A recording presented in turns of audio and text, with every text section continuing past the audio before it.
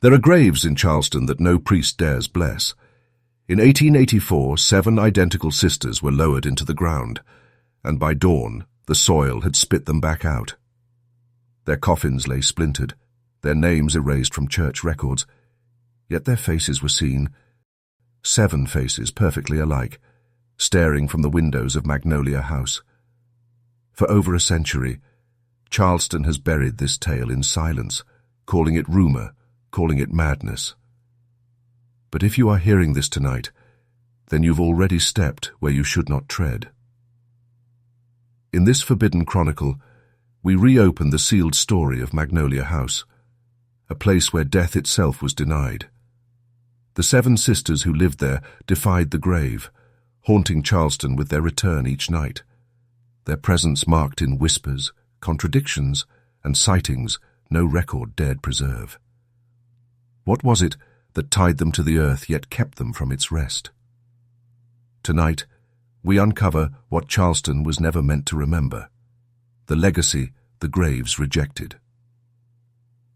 Before we begin, subscribe to the Macabre Record channel, where every tale is a door best left closed, yet opened here for you. And tell me in the comments below, where in the world are you listening from tonight? Charleston, South Carolina, 1884. A city where the air smelled of salt from the harbor and of ashes that never seemed to fade from the Civil War. The streets were narrow, cobbled, and lined with shadows cast by oak trees that stretched like crooked fingers. This was a place where old bloodlines still carried weight, where family names opened doors or closed them forever. It was also a place that carried whispers, for every family had a secret, and every street had a ghost. Among the grand homes that lined the edges of the city, none carried a more fearful reputation than Magnolia House. It was a sprawling plantation estate, its white columns stained by age, its gardens overgrown, its windows clouded with dust that could not disguise the feeling that someone stood watching from within. Children dared one another to run up its steps and touch its heavy wooden door, but even the boldest refused to linger. For Magnolia House was the domain of the 7 Magnolia sisters, a family remembered not for their beauty nor their wealth, but for the silence that clung to them like a second skin. The Magnolia sisters had been identical in every way. 7 daughters born within 7 years, each one a mirror of the other, so perfectly alike that even their own mother struggled to tell them apart. In the city, some said they were not 7 girls at all, but one spirit broken into 7 vessels.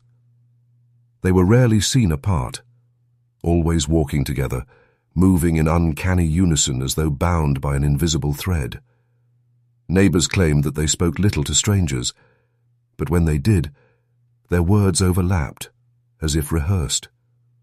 Some swore the sisters would sometimes pause mid-conversation and all turn their heads at once, focusing on something no one else could see.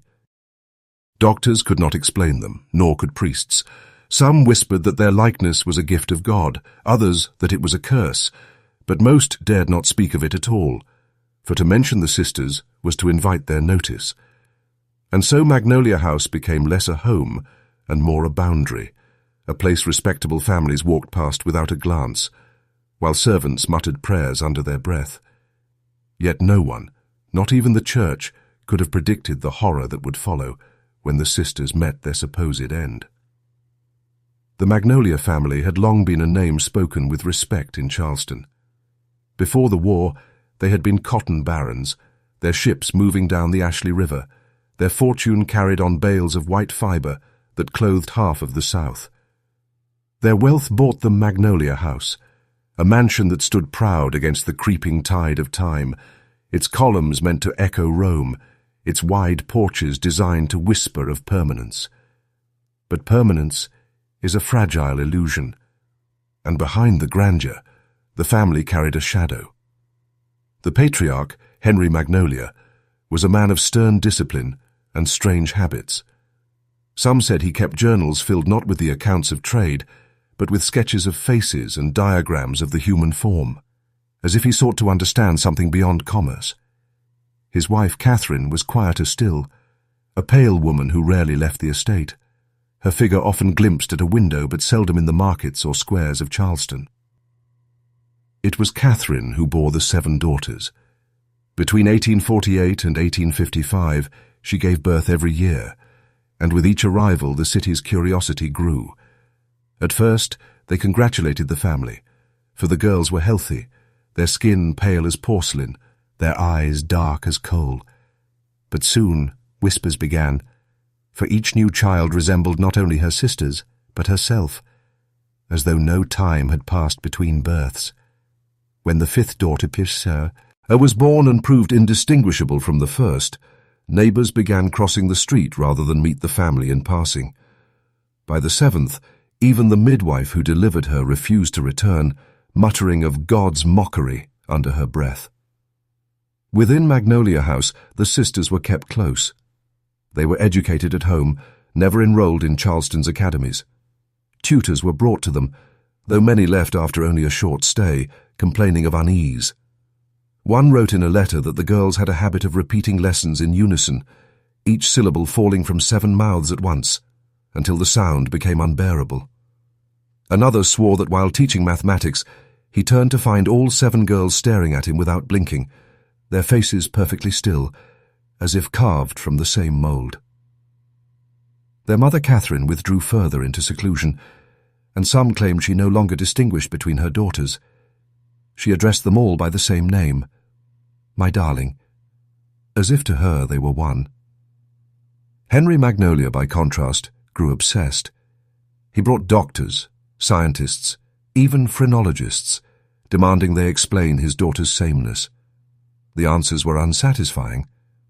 Some spoke of heredity, others of coincidence, but no one could account for the perfection of their likeness, nor for their mirrored mannerisms. One physician noted in his journal, later found in a Charleston archive, that the girls' pulses beat in rhythm, as though one heart guided 7 bodies. By the 1860s, when war tore through the South, the Magnolia family kept to themselves. Their fortune dwindled, their slaves fled or were freed, their cotton empire collapsed, yet the sisters remained within their estate, unchanged. Visitors noted that while neighbors aged, the sisters seemed preserved, untouched by time. And though Magnolia House grew quieter, its shutters closed and its gardens wild, the unease surrounding the 7 daughters only deepened. The people of Charleston spoke little of the Magnolia sisters in public, yet in private, their stories carried the weight of unease.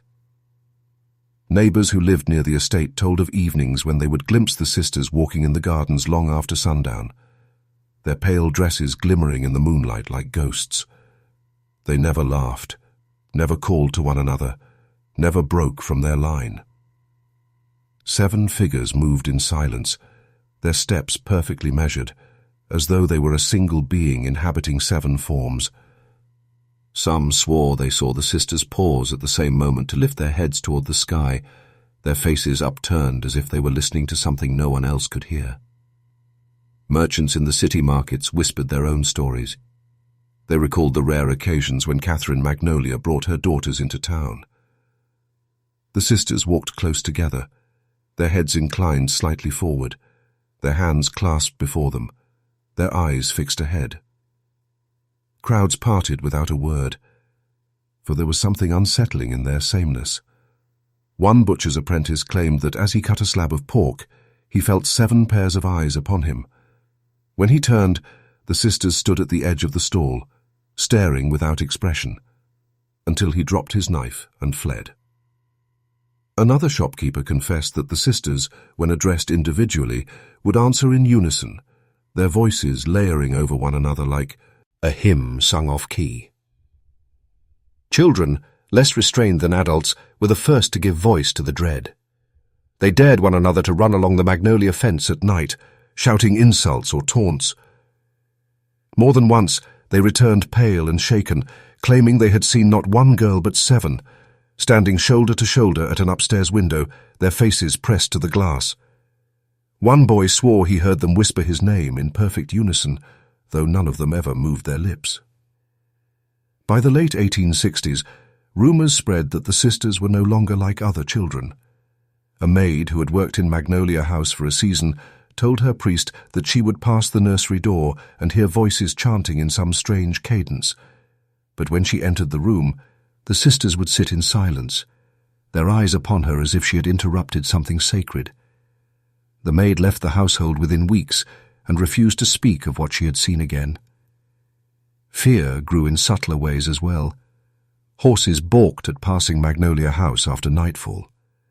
Dogs lingered at the edge of the estate, growling low in their throats. Travellers who stayed too long near the gates sometimes complained of headaches, or of an odd sensation that they were being followed. And still, the Magnolia sisters walked together, unchanged, never wavering in their strange unity. Charleston was a city familiar with death, but in the sisters of Magnolia House, the people recognized something different, something that felt less like misfortune and more like a warning. It was not long before Charleston's physicians were called to Magnolia House, summoned by Henry Magnolia himself, who demanded answers that no man of science could give. The first to arrive was Dr. Samuel Harker, a well-respected physician with 20 years of practice. He wrote later in his private notes that the Magnolia sisters were unlike any patients he had ever seen. Though they ranged in age from 12 to 19, he could not distinguish them by height, weight, or even voice. When he asked them to speak their names, each answered with the same tone and inflection, their words overlapping, until it was impossible to know which girl had spoken first. Dr. Harker tried to separate them, to examine one at a time, but the sisters resisted. They moved together, sat together, their eyes always fixed on him in quiet watchfulness. When he insisted, they obeyed. Yet when he placed his stethoscope against the chest of the eldest, he felt a faint flutter that was echoed, so he swore, in the silence of the room itself. When he turned to another, the heartbeat seemed to strike in the same rhythm, as though 7 bodies shared a single pulse. It disturbed him enough that he cut his visit short, and though Henry pressed him for an explanation, Dr. Harker left Magnolia House pale and unwilling to return. But Henry Magnolia was a man obsessed, and he sought further counsel. He brought in not only doctors, but men of less reputable trades, phrenologists, mesmerists, travelling lecturers who claimed to know the hidden sciences of the mind and soul. One after another, they examined the sisters, and one after another, they left unsettled. A phrenologist from Savannah declared that their skulls were identical in every contour, their bumps and ridges so exact that his instruments failed to mark any difference. A mesmerist attempted to put one of the girls under his sway, but when he raised the pendulum, all 7 pairs of eyes followed it in unison, and he fled the house muttering prayers. By the winter of 1862, Henry had compiled a stack of journals filled with his own observations. He measured their faces, their limbs, the distances between their features, and found no variation. He recorded their habits, noting that they rose at the same hour each morning, descended the staircase together, ate in silence at a long oak table, and retired to their rooms in step, as though governed by a single unseen clock. He confessed in one fevered entry that he had begun to dream of them, 7 faces watching him in the dark, their expressions void of malice, yet entirely inescapable. The church grew uneasy as well. Father Brennan, a young priest newly appointed to Charleston, paid a visit after parishioners spoke of their fears. He blessed the house and sprinkled holy water in each room, but later confided to a colleague that the water on his fingers dried too quickly, as though the air itself consumed it. He claimed that as he turned to leave, the sisters spoke his name, not individually, not as 7 voices, but as one perfect sound, low and resonant, that followed him out into the garden. By then, the Magnolia sisters were no longer a curiosity. They were an enigma, one that science could not explain and faith dared not claim. And still, they remained in their house unchanged, their presence pressing upon Charleston like a weight that no one could lift. The year was 1873, and Charleston was once again under the grip of sickness. The city had endured war, fire, and storm, Yet nothing unsettled its people more than the return of fever. It crept silently, striking homes at random, filling the air with the scent of vinegar and smoke, as families burned rags and herbs in the desperate hope of warding it off. Children wasted away in their beds, and even the strongest men fell to the illness in a matter of days. But in Magnolia House, the sickness appeared with a peculiarity that even the most hardened physician could not ignore. It began one evening when the eldest of the sisters complained of chills. By dawn, all 7 were fevered. They lay in separate rooms, yet their cries rose in unison, their bodies racked at the same moment by shivering, their eyes rolling back as though one unseen hand guided them all. Neighbors reported hearing strange harmonies drifting from the estate, 7 voices moaning together, not in anguish, but in a sound more like chant than pain. Servants whispered that they dared not approach, for the sisters' words carried a rhythm that lingered in the ear long after one left the room. Henry Magnolia sent for doctors, and they came, though with little hope. They found the sisters burning with heat, their pulses still curiously synchronized.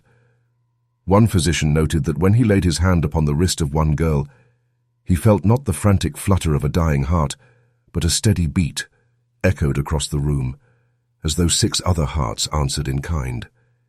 He declared the sight unnatural and left before nightfall. Another tried laudanum. Another bled them, but nothing slowed their decline. Within days their condition worsened. They stopped eating, yet their bodies did not waste as expected. Their eyes remained open through the night, watching, glassy and unblinking. A maid swore she entered the room to find all 7 sitting upright in their beds, whispering words she could not understand, their lips moving in the same silent cadence. When she cried out, the sound ceased, and the sisters collapsed back into fevered stupor, as though nothing had happened. She fled Magnolia House, and never returned. By the 7th day, the household was silent. One by one, the sisters fell still, their chests rising no more, their eyes closing at last. But just as their lives had been bound in unity, so too was their death. Witnesses recalled the hour with a kind of horror that clung to them for years.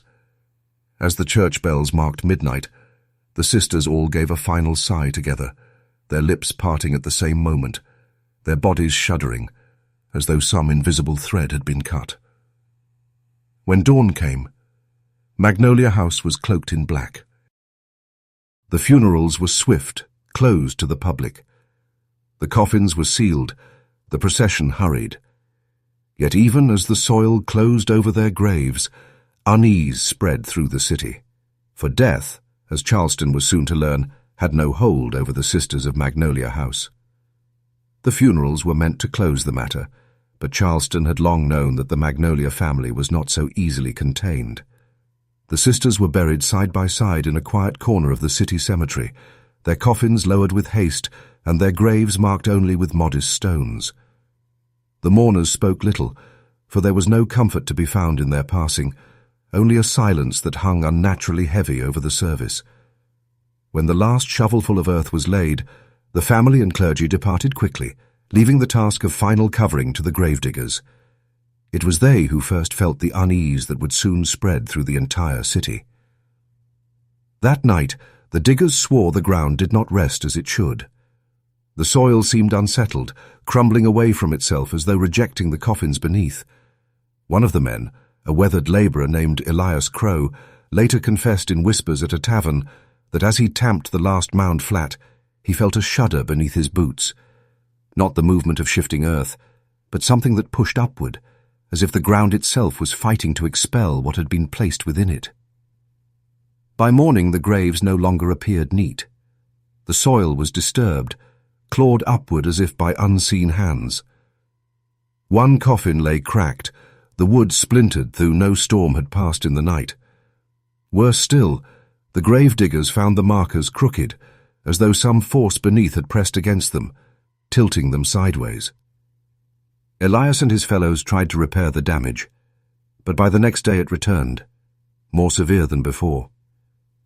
They sealed the coffins with iron nails, pressed stones up on the graves and whispered prayers under their breath, but nothing held. Rumors spread quickly. Passers-by claimed they heard faint knocking from the ground as they hurried past.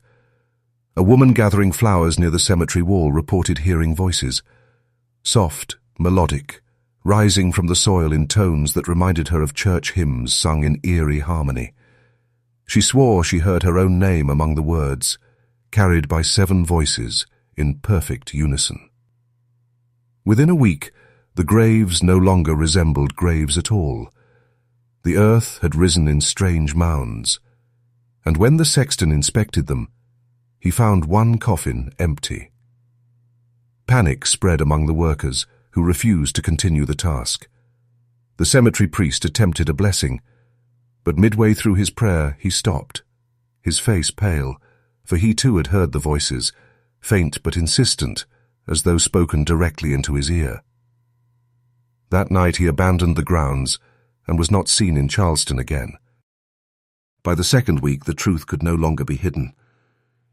People passing Magnolia House after dark reported seeing 7 pale figures moving in the gardens, their forms unmistakable, their faces identical, their dresses the same white garments in which they had been buried.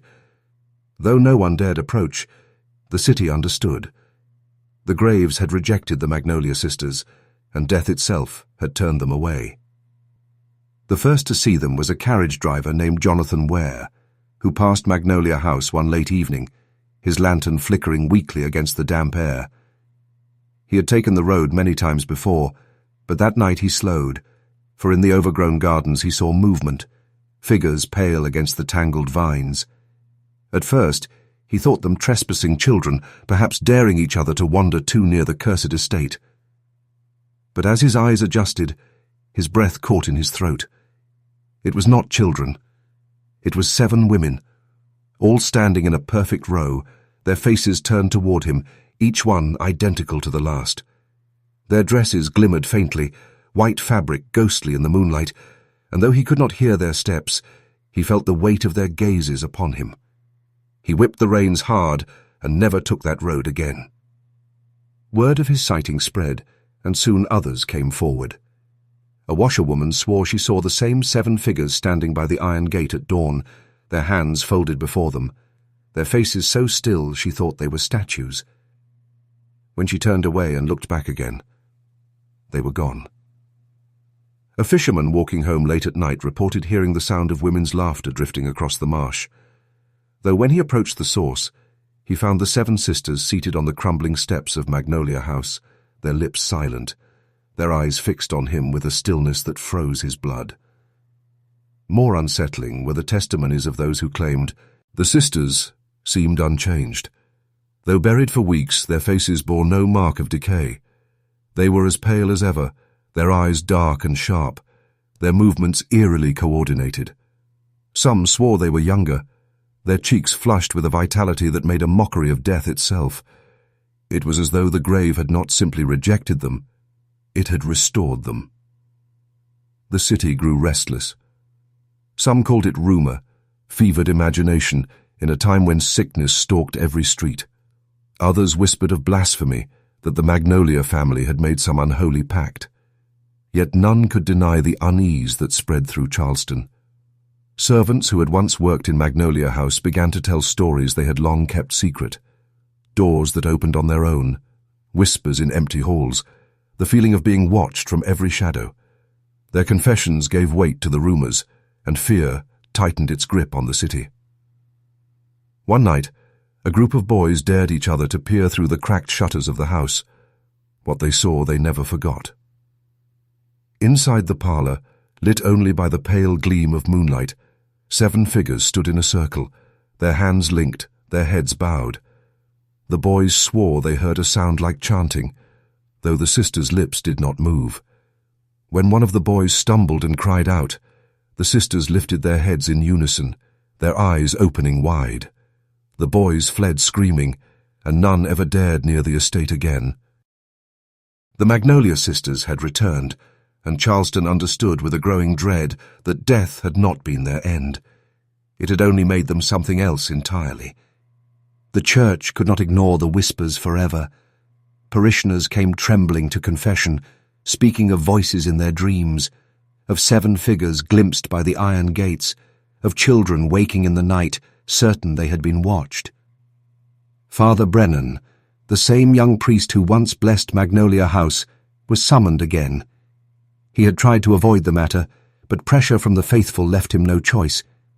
With a crucifix in one hand and holy water in the other, he crossed the threshold of the Magnolia estate, determined to put an end to what he called superstition. Witnesses later claimed he entered at dusk, his lantern casting long shadows across the walls. For hours no one saw him emerge, but those who lingered at a safe distance swore they heard him reciting prayers in a voice that faltered, as if another voice pressed against his own. At one point, 7 figures were seen standing at the windows, pale and identical, their eyes fixed outward. The priest's voice broke into silence soon after. When Father Brennan finally stumbled back into the street near midnight, he was drenched in sweat, his crucifix clutched so tightly his palm bled. He said little, only that the sisters spoke with one mouth, and he refused to return. The church tried again, sending older, sterner men. A visiting bishop authorized a blessing of the graves themselves, hoping to bind what should have remained buried. The ritual was carried out beneath grey skies, incense burning, chants rising into the heavy air. Yet before the final prayer was uttered, the ground trembled. The candles were extinguished by a sudden gust, and the bishop dropped his censer as though burned. He ordered the service stopped at once and declared the matter closed. His written report, submitted weeks later, was little more than a formality, a curt statement that no further ecclesiastical action shall be taken. But whispers spread through the lower clergy. A young deacon who had stood among the graves confessed to hearing a sound beneath the soil, a rhythm that matched his own heartbeat, until he thought he would collapse. Another admitted that while sprinkling holy water at the gate of Magnolia House, he saw it sizzle on the stone, as though the air itself rejected the blessing. Both men left Charleston within months, abandoning their callings. The church's silence only deepened suspicion. The faithful who once believed in their protection began to doubt. If holy men could not drive out what lingered in Magnolia House, then perhaps it was not evil at all but something older, something that predated the rituals of men. Fear gave way to superstition, and superstition grew into obsession. Families began to mark their doors with chalk, not for plague, but for protection against the sisters. Mothers warned their children never to look into the windows of Magnolia House, for if the sisters saw you, they might not forget. The clergy turned their faces away, but Charleston knew the truth. The church had tried, and it had failed. The Magnolia sisters remained, untouched by prayer, unbound by ritual, their presence pressing heavier upon the city with each passing night. Not all who entered Magnolia House fled in silence. Among the scattered accounts that survive, few are as haunting as the letters of a young servant named Lydia Quinn. She had been hired before the sister's illness, and though many left the estate in fear, Lydia remained long enough to witness what others only whispered.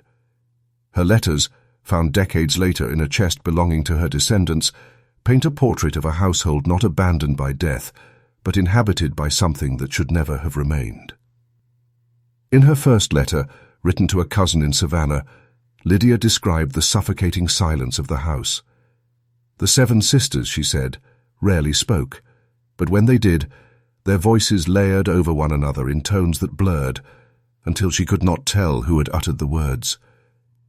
"It is like a choir with no music," she wrote, "as though they are practicing for a hymn that has no end."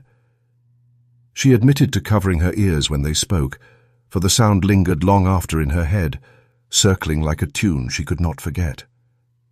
Another letter, written weeks after the funerals, spoke of footsteps at night. "I hear them upon the stairs," she wrote, "but when I rise, the hall is empty. Still, I feel them behind me. 7 presences pressing close, though no breath stirs the air." She confessed she had taken to carrying a candle wherever she went, but even the flame seemed uncertain in Magnolia House, bending as though drawn towards something unseen. Her most chilling account described the upstairs nursery, a room abandoned since the sisters grew older. She was tasked with dusting the space, but each morning she found the rocking chairs swaying though the windows were shut.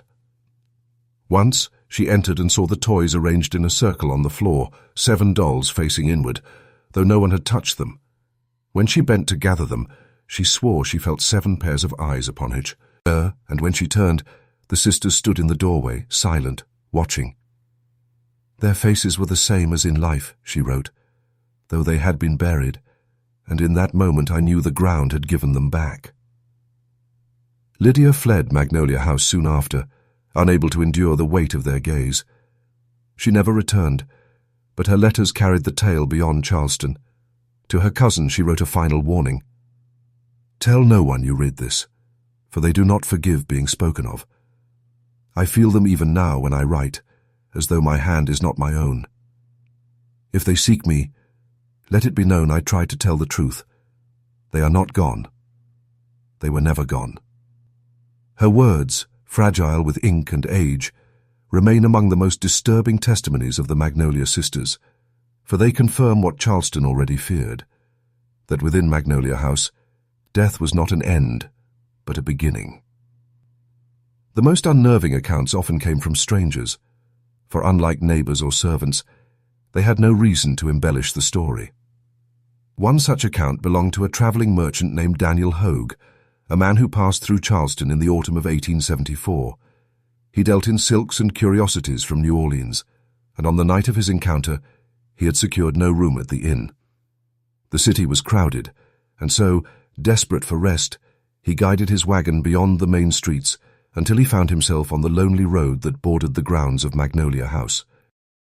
It was there, beneath the draping shadows of live oaks, that he tethered his horse and prepared to sleep. The air was heavy, the kind of air that pressed against the lungs, and though the estate loomed only a short distance away, he paid it little mind. He had heard of the place, of course. Who in Charleston had not? But he thought the stories mere superstition, invented by those who clung to fear like a second faith. Yet as the night deepened, he began to feel the weight of those whispers pressing on him like a hand. He wrote later, in a statement delivered to the city council, that he awoke to silence so complete it rang louder than any noise. His horse, usually restless, stood rigid, ears pinned back, eyes rolling white. When Hogue rose, he noticed the lantern he had hung upon the wagon swayed though there was no wind, and then, at the edge of the garden, he saw them. 7 women, standing in a row just beyond the iron gate, their faces pale, their dresses white and unstained by earth. They did not move, yet he felt them watching, each identical face fixed upon him, as if he were the only soul alive. He tried to call out, to demand their names, but the words dried in his throat. He swore he heard a sound then, not from their mouths, but from the air itself.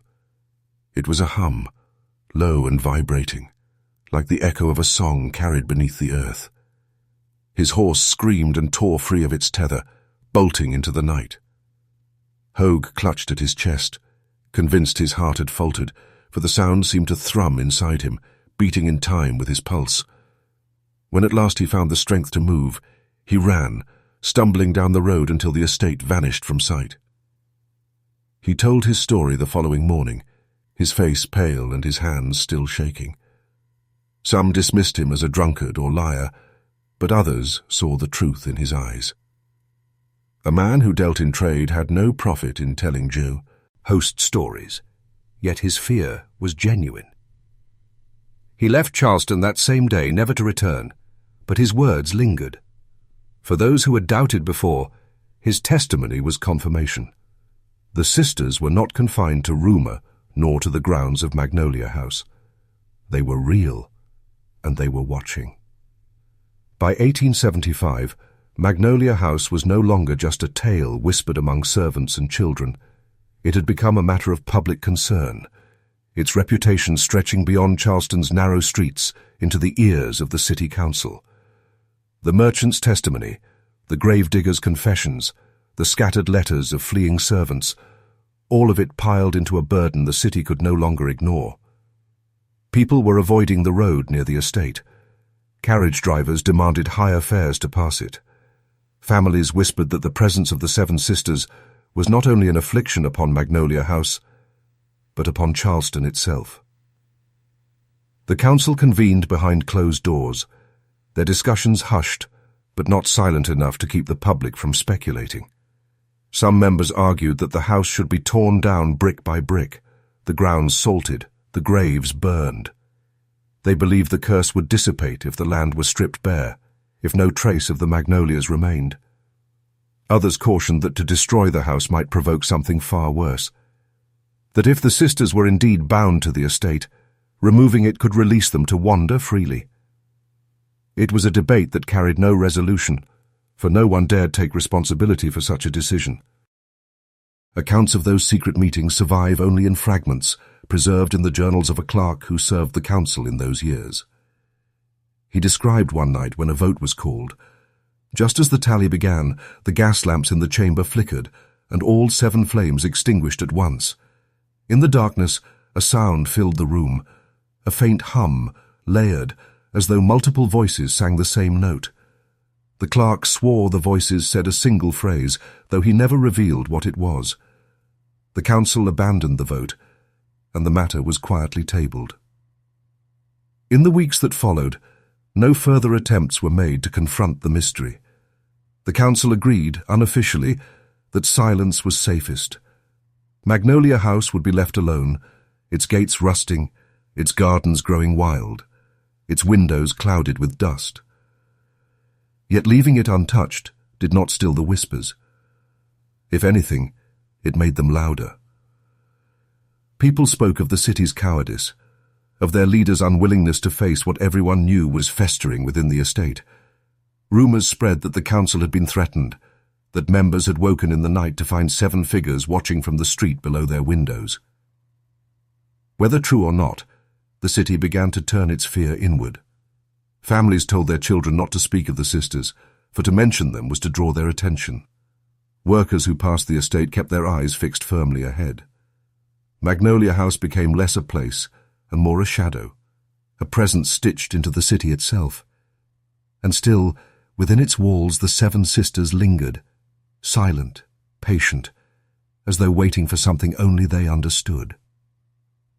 Children, braver in their ignorance than their elders, were often the first to test the boundaries of forbidden places.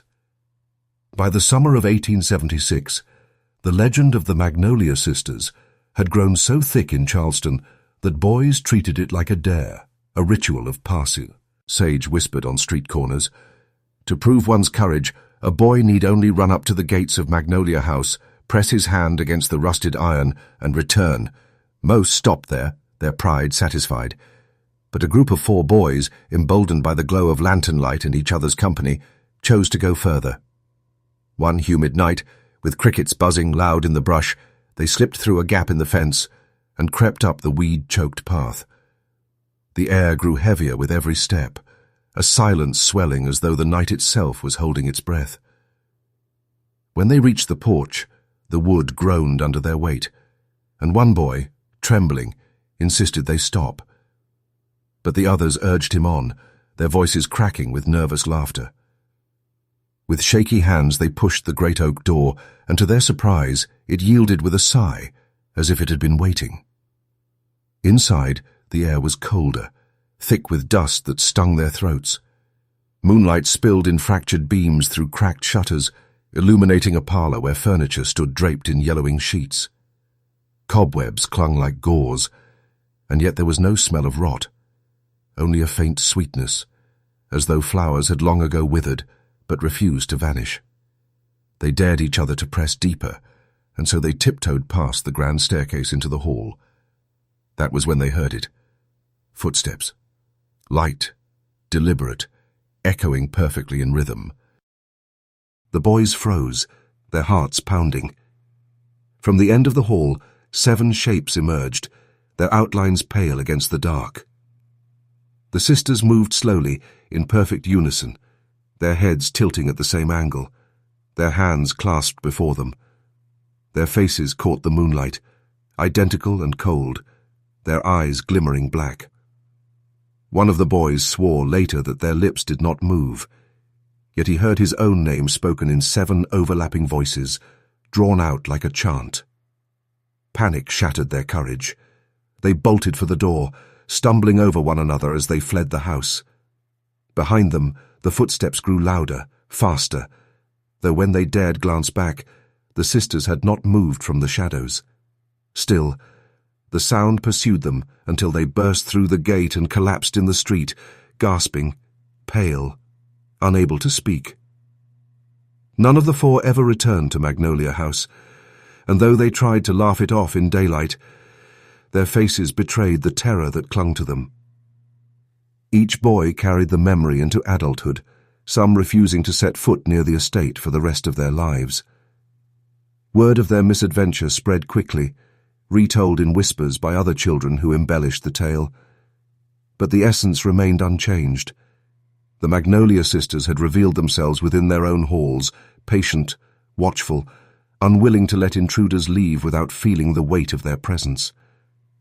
After the boys' flight from Magnolia House, the city's fear grew sharper, for their trembling testimony was not the only story whispered in those weeks. Others began to notice that the curse of the Magnolia sisters did not remain confined to the house itself. It spread like an invisible sickness, carried on the breath of anyone foolish enough to cross the gates or even linger too long in the shadow of the estate. One man, a mason hired to repair the crumbling wall near the property, fell from his ladder 2 days after finishing the work. He swore to his wife that in the moment before he slipped, he had heard voices calling his name, soft but layered, 7 tones woven into one. His bones shattered, and though he lived, he never again passed the Magnolia grounds.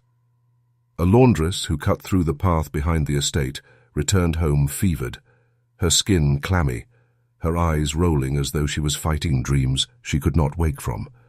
For 3 nights she muttered in her sleep, speaking words her husband swore were in perfect unison with 7 other voices. She died before the week was over. Others were not taken so quickly. A young girl who pressed her ear against the iron gate claimed she heard a heartbeat pulsing beneath the soil. That night she awoke screaming, her palms pressed over her ears, insisting the sisters were whispering inside her head. She lived, but her hair turned white within months, though she was not yet 12. An old carriage driver, who dared linger too near the garden paths, found himself plagued by accidents.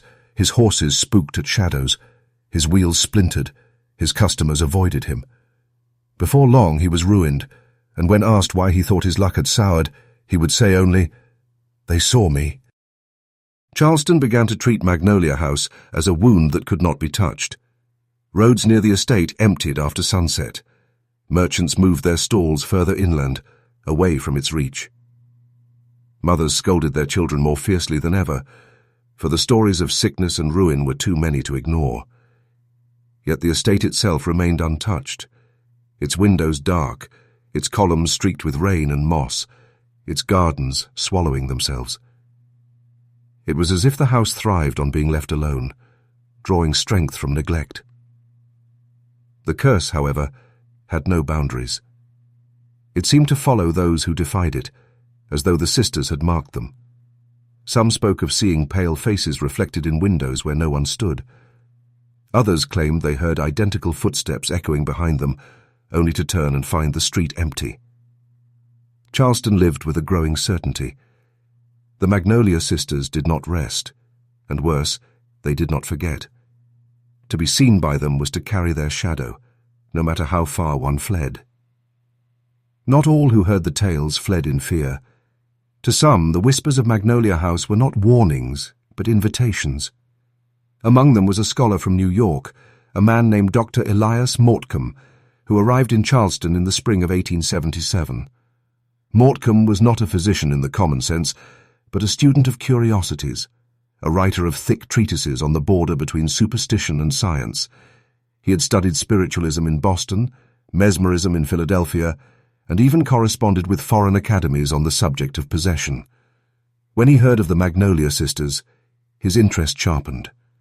To him, Charleston was not a place haunted but a laboratory, and Magnolia House, its greatest experiment.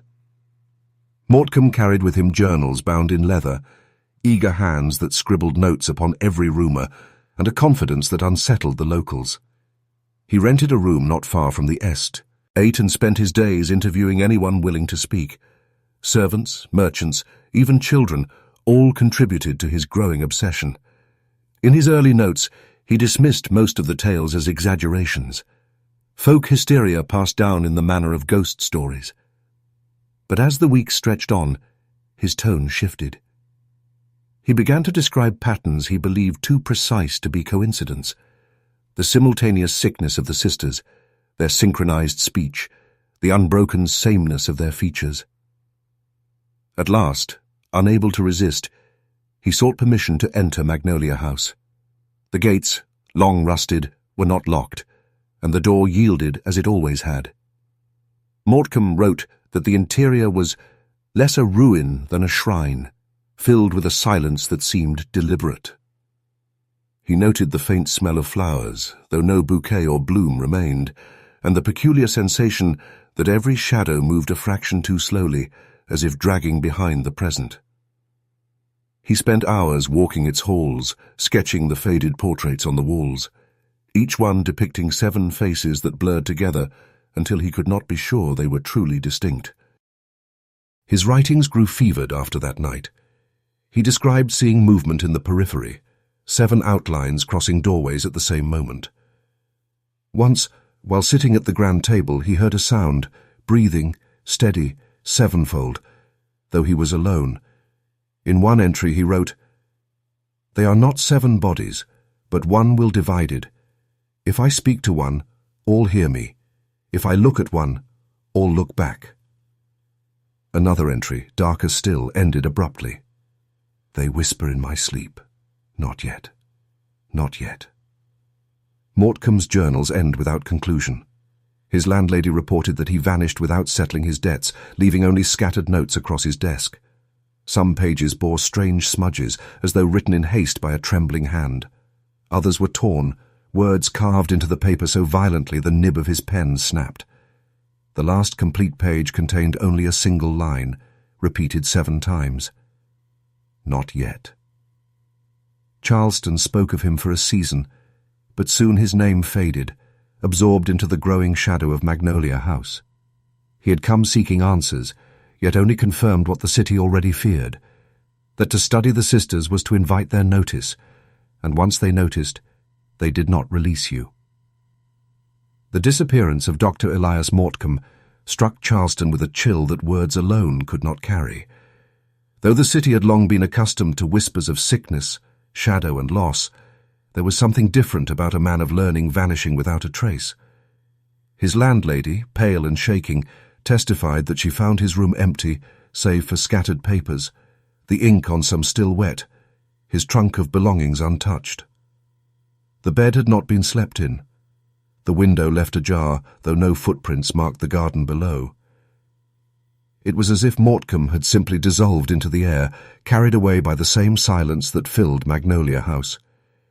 The journals he left behind became the subject of murmured stews. Die.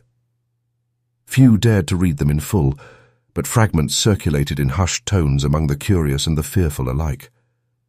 The line that spread quickest, repeated in taverns, churchyards and parlours, was his last. Not yet. He had written it 7 times, the ink blotting darker with each repetition, as though compelled by something beyond his control. Some claimed it was a warning, others whispered it was a promise, that the sisters were not finished with Charleston, that their return was not yet complete. After Mortcomb's vanishing, sightings of the sisters grew more frequent. They were seen at twilight, standing at the threshold of the house, their hands folded in eerie patience. Others swore they saw them walking the garden paths by lantern light, their faces turned toward the city as if awaiting someone. One fisherman, passing the estate at dawn, told of hearing the phrase carried on the wind, 7 voices layered into one, whispering, "Not yet." He fled the riverbank and never returned. Fear twisted into paranoia. Families began to scratch the phrase into their doorframes, hoping it might ward the sisters away. Merchants muttered it when counting their coin, as though invoking it might spare them the sisters' gaze. But more than anything, the words carried uncertainty. Not yet. What? Not yet buried. Not yet forgiven. Not yet finished with the living. The ambiguity gnawed at Charleston's mind until silence seemed safer than speculation. The council made no move to act, paralyzed by dread. The church grew quieter still, unwilling to challenge what had already defied their blessings. Magnolia House, cloaked in dust and ivy, stood untouched, its windows blank eyes reflecting the moon. And in the minds of the people, the sisters became less like women and more like inevitabilities, waiting for a moment only they understood. It was then that Charleston began to understand its curse. The Magnolia sisters had not returned to terrorize in frenzy or wrath. They had returned to wait. And waiting, as the city soon learned, can be more terrifying than any violent act, for it is in the silence, in the watching, that the mind builds horrors far greater than what stands before the eye. By 1878, the murmurs had grown into something close to hysteria.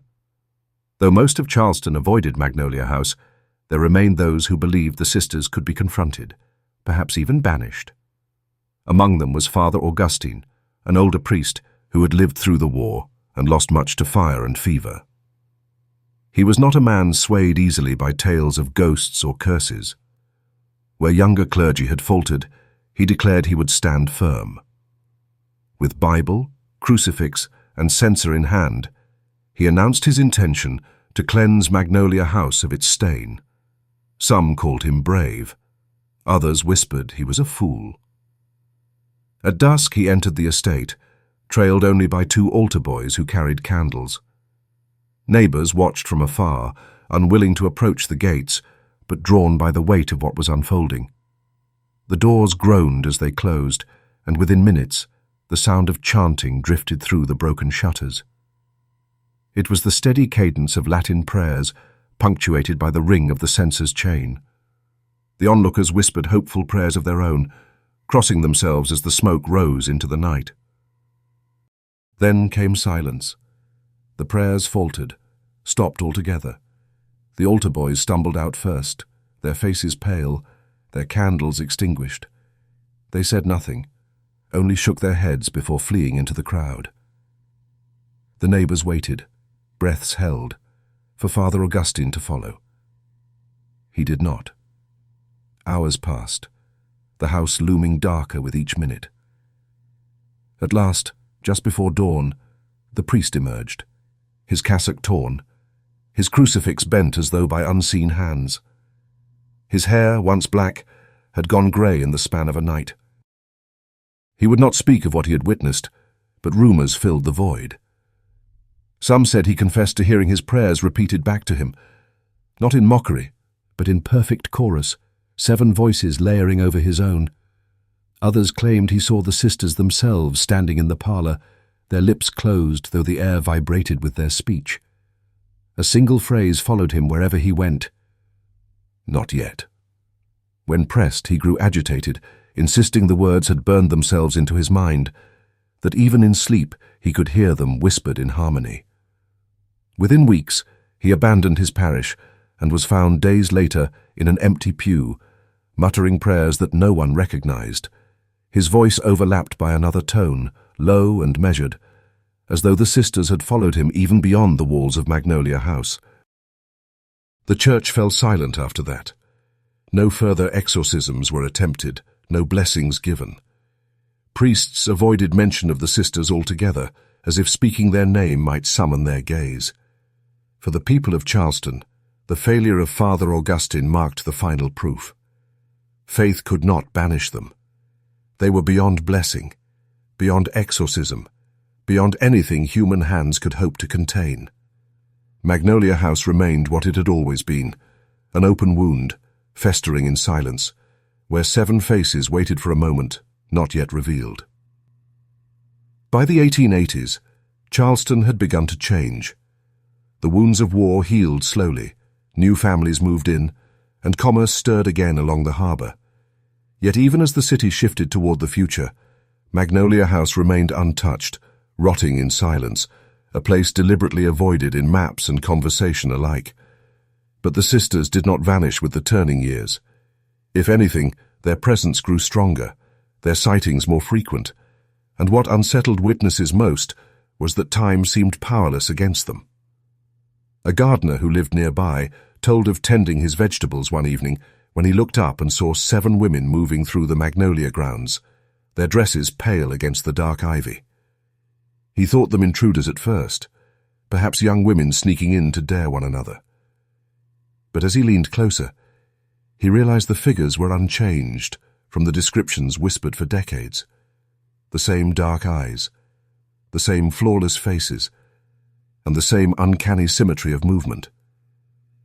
He swore they had not aged a day since their supposed burial.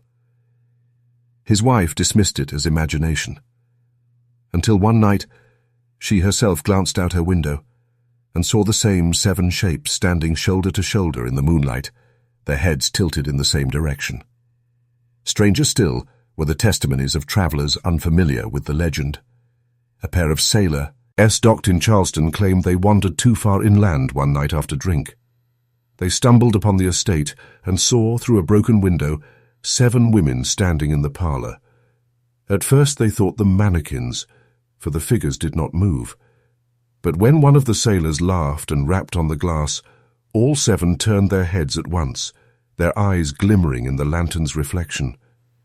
The men fled, swearing never to return, and their account spread quickly through the taverns by the docks. What terrified Charleston most was not that the sisters lingered, but that they did so untouched by decay or age. Children who had heard the stories from their grandparents now claimed to see the same figures at the gates, identical to the descriptions passed down from the generation before. It was as though the sisters belonged to no single year, no season, but to a continuum outside of time itself. Death had not claimed them, nor had life carried them forward.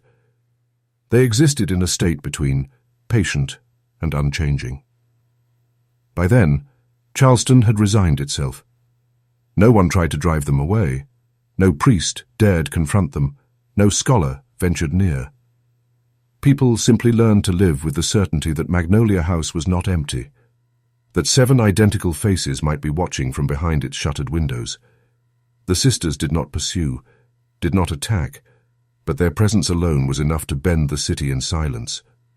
They had become fixtures as real as the oaks or the cobblestones, a part of Charleston that would not erode. And always in every whispered sighting, there lingered the same chilling truth.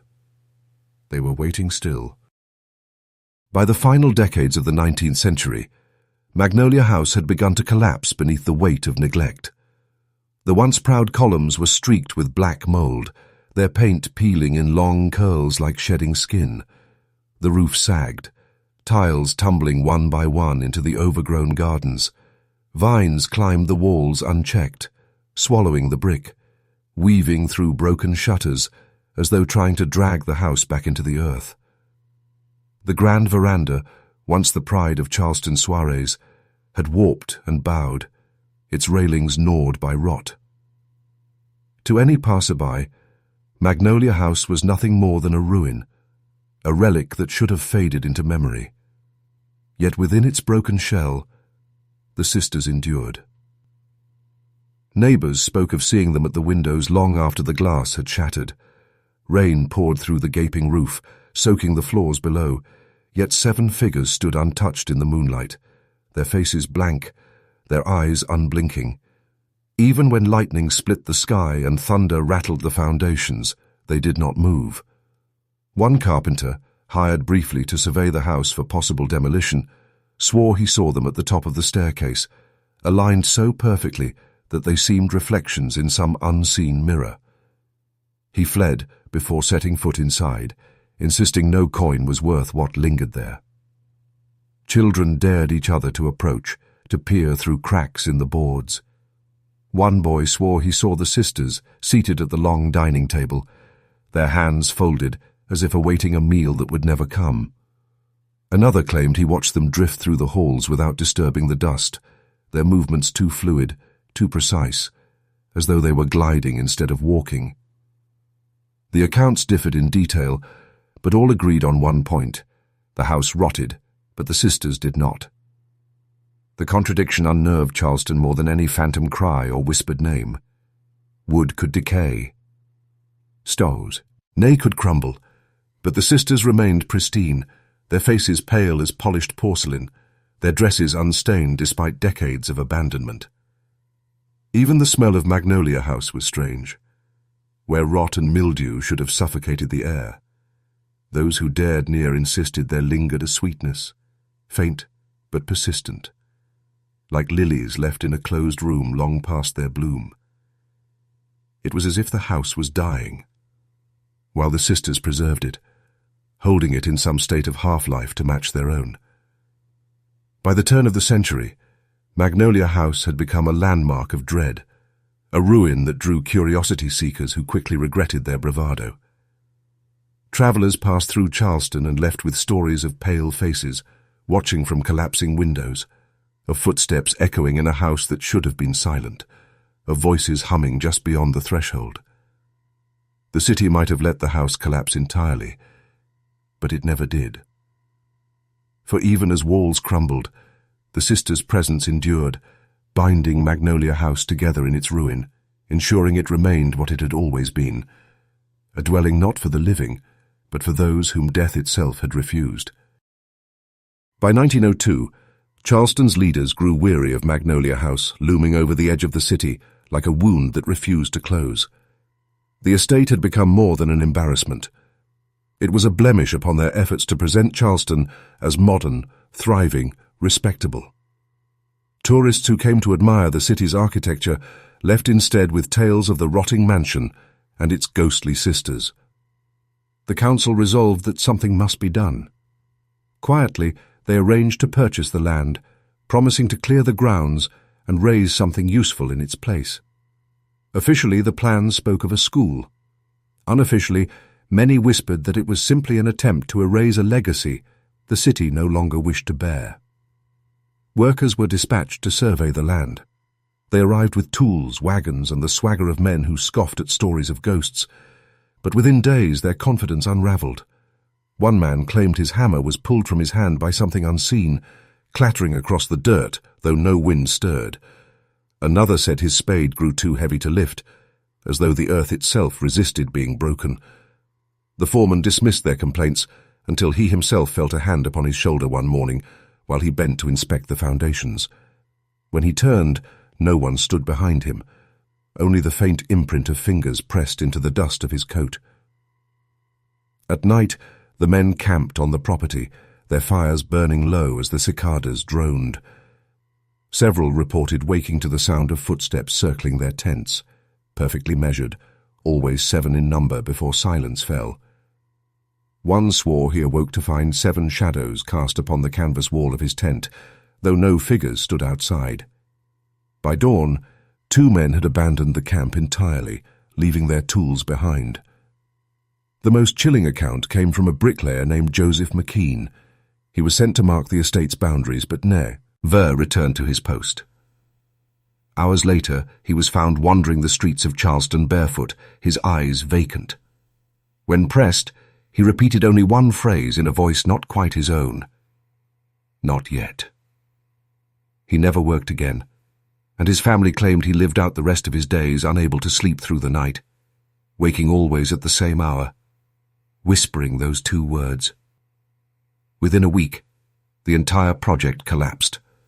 The workers refused to step foot on the grounds, and the council, though unwilling to admit failure, quietly abandoned their plans. No official record explained why the purchase was never completed, but the truth spread easily enough.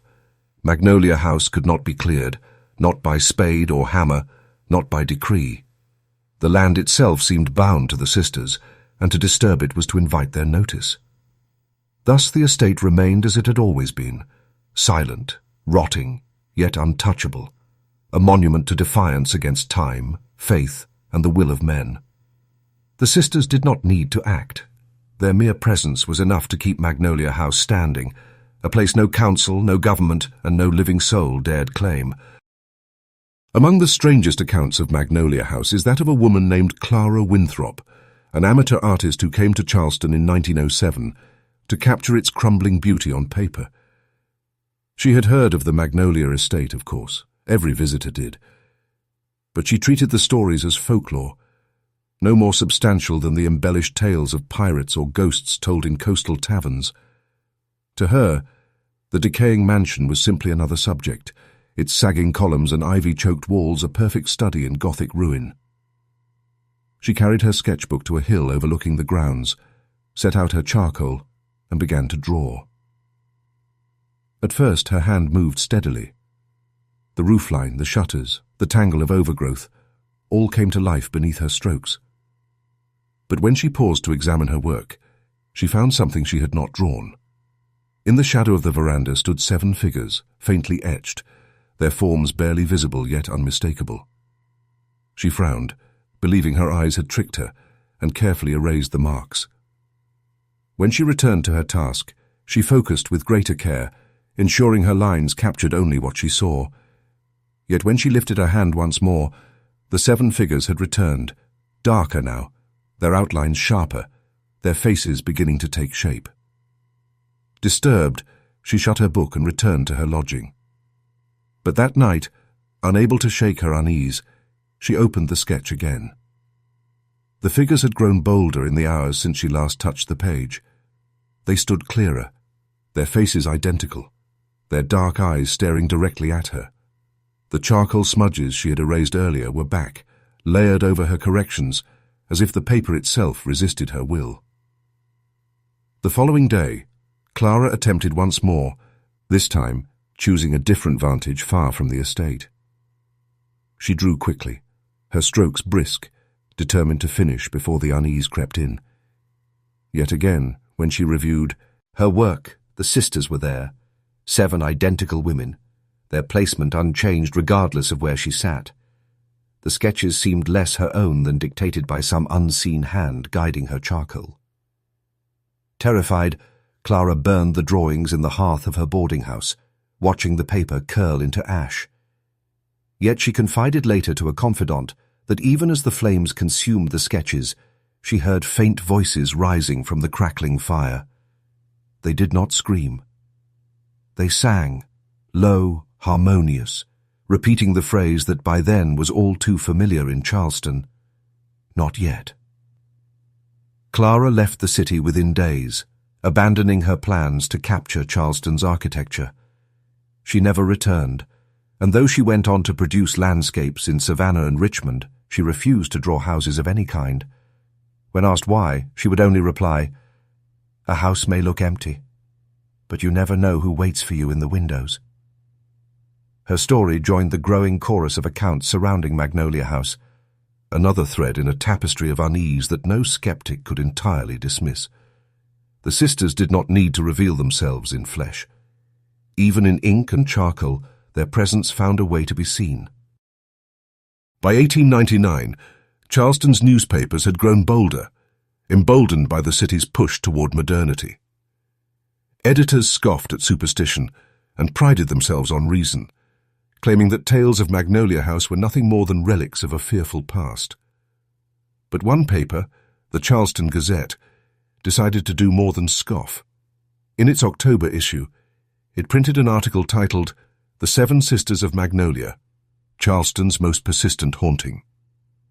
The piece drew upon eyewitness accounts, the disappearance of Dr. Mortcombe, and the letters of Lydia Quinn. It described the sisters as a lingering madness and questioned how such rumors could persist in a city that claimed to be civilized. The article concluded boldly, "Magnolia House stands empty, and empty it shall remain. Any who see figures within see only their own fears reflected." Copies of the paper sold quickly, drawing both outrage and fascination. Some praised the editors for their courage. Others warned they had gone too far, that to print the sisters' name so openly was to invite them into every household that unfolded those pages. Within days, strange things began to happen at the Gazette's offices. Printers jammed inexplicably, ink spilled into patterns that resembled faces, and one apprentice swore he heard 7 sets of footsteps pacing above the newsroom, though the floor above was empty. The editor, a proud skeptic named Albert Raines, dismissed these accounts until he himself began to suffer. His wife claimed he awoke one night screaming, insisting 7 figures stood at the foot of his bed. When she lit a lamp, there was nothing, but Albert could not be calmed. At the office he grew pale and jittery, tearing pages from his own issue, muttering that he had been looked at. By the end of the week, he ordered every remaining copy of the October issue destroyed. The Gazette issued a retraction in its next publication, an unprecedented move for a paper so proud of its independence. The retraction was brief, unsigned, and unsettling. The story printed of Magnolia House was an error. There was no such story. The 7 sisters do not exist. When readers searched for the original issue in libraries or archives, they found only gaps on the shelves, as though the pages themselves had been plucked from history. Only a few fragments survived, tucked away by private collectors who dared not display them. Raines resigned soon after, citing personal affliction. Some whispered he had gone mad, for he spent his last years scribbling notes that no one could decipher, lines of repeating phrases scrawled until the ink cut into the paper. Among the fragments later discovered in his desk was one phrase written over and over again: "Not yet." The incident left Charleston uneasy. If even the press could not speak freely of the sisters without consequence, then perhaps silence was not superstition after all. Perhaps silence was survival.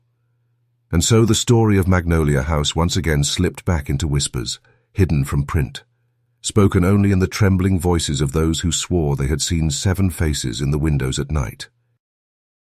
By the early years of the 20th century, Magnolia House had long ceased to be a place people visited willingly. The iron gates rusted into place, the gardens grew into a tangle of briars, and the roof sagged in defeat, yet the estate never lost its gravity. Charleston moved forward with electric lights and new rail lines, but in the quiet hours of the night, when the streets emptied and the air grew heavy, the old stories lingered. And it was then, around hearths and bedside lamps, that the warnings were passed down. Grandparents told the tale with trembling voices, cautioning their grandchildren never to wander near the estate. They said the Magnolia sisters watched from behind the shutters, their eyes searching for those who dared to meet their gaze. "If you look at them too long," the elders whispered, "they'll remember you, and once they remember, they never forget." Mothers hushed crying children with the same refrain, pressing fingers to their lips, reminding them that to speak the sisters' names aloud was to invite them closer. Fathers returning late from taverns confessed in unguarded moments that they walked faster when passing the edge of the property, refusing to glance at the windows for fear of what they might see. The warnings carried strange consistencies. Children were told never to answer if they heard their name called after dark, never to count footsteps behind them if they seemed too steady, too measured, never to sing alone at night, lest another voice join in, harmonizing in perfect unison. These were not mere superstitions, but rules, drilled into young minds with a severity that belied the calm tones in which they were spoken. They were survival instructions, drawn from generations who had lived beneath the weight of Magnolia House's shadow. As the city grew, new families unfamiliar with the legend arrived, dismissing the warnings as folklore. Yet it took only one night near the estate to make believers of them. Stories spread of newcomers who dared mock the legend, only to wake in the night certain they were being watched. Some swore they heard the rustle of dresses outside their windows, though no one stood in the street. Others insisted they felt 7 sets of eyes upon them in a crowd, only to turn and find no one there. The old families said little in response. They needed no vindication. They had always known. And so Magnolia House endured not as a ruin, but as a presence woven into Charleston's fabric. Its legend passed not through ink or record, but through whispered warnings, lullabies tinged with fear, and stories told in low tones at gatherings. The sisters did not need to reveal themselves to every generation. It was enough that the city remembered, enough that parents taught their children the simplest lesson. Do not look too long at the house, and above all, never let the sisters see you first. The 1920s brought noise and light to Charleston. Jazz spilled from taverns, automobiles rattled down the cobblestones, and radios carried voices into homes that once knew only silence. It was an age that fancied itself modern, too busy with its new rhythm to linger on the whispers of old ghosts. Yet even then, Magnolia House remained untouched, its ruins watching as decades passed, and still the sisters endured. The last widely spoken sighting came from a traveling salesman named Arthur Bell, who made his living carrying cases of fine razors and perfumes across the South. In 1923 he passed through Charleston and, unfamiliar with its darker tales, chose a lonely road to shorten his journey.